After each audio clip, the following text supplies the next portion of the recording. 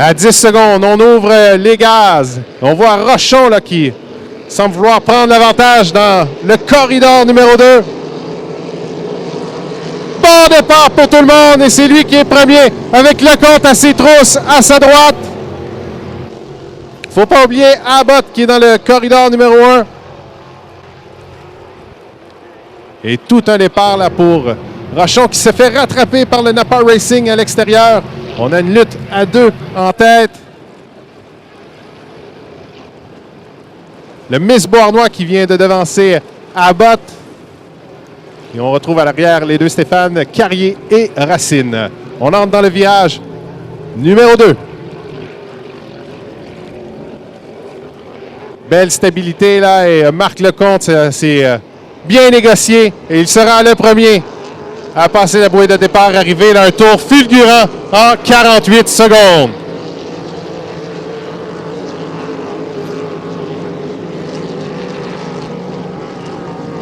Et là, il semble vouloir se rapprocher avec la priorité qu'il s'est forgée, prendre le corridor intérieur. Rochon, bon deuxième, il devra surveiller Richard Reynaud qui est dans une bonne poussée.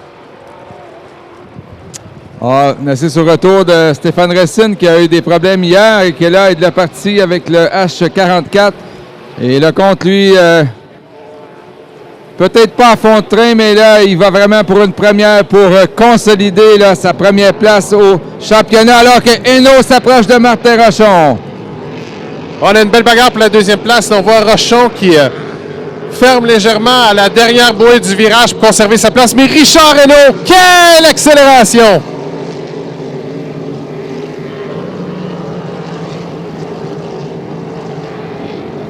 La bagarre se fait vraiment à cette position.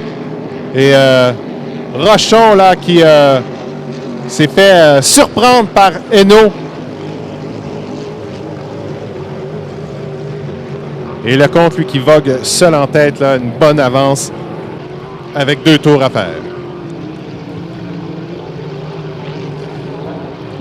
On a vu Hainaut très, très léger là, avant d'entrer dans le virage numéro 2. Les pontons qui se sont soulevés.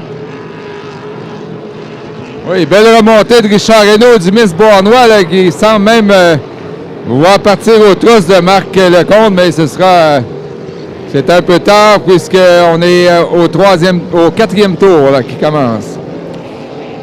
Oui, ça sera de bon augure pour Richard Reynaud. On le voyait bien rapide hier, malheureusement fautif là, d'un accident avec le Supernova. Et peu importe son résultat, lui, il semble destiné à la finale consolation.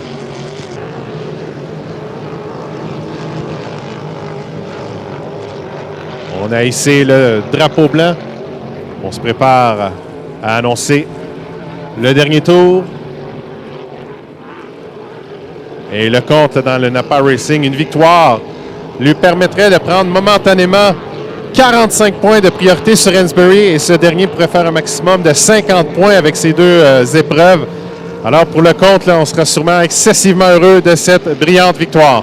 Rochon, lui, 3e, on semble avoir légèrement levé le pied après avoir été surpris par Hainaut, mais on a probablement très heureux dans le camp de l'Olympique là, avec une semaine de fou de réparation à la coque et au moteur d'être présent. On offre de bonnes performances. On pourrait se qualifier là, dans un corridor extérieur pour la finale sans passer par la consolation.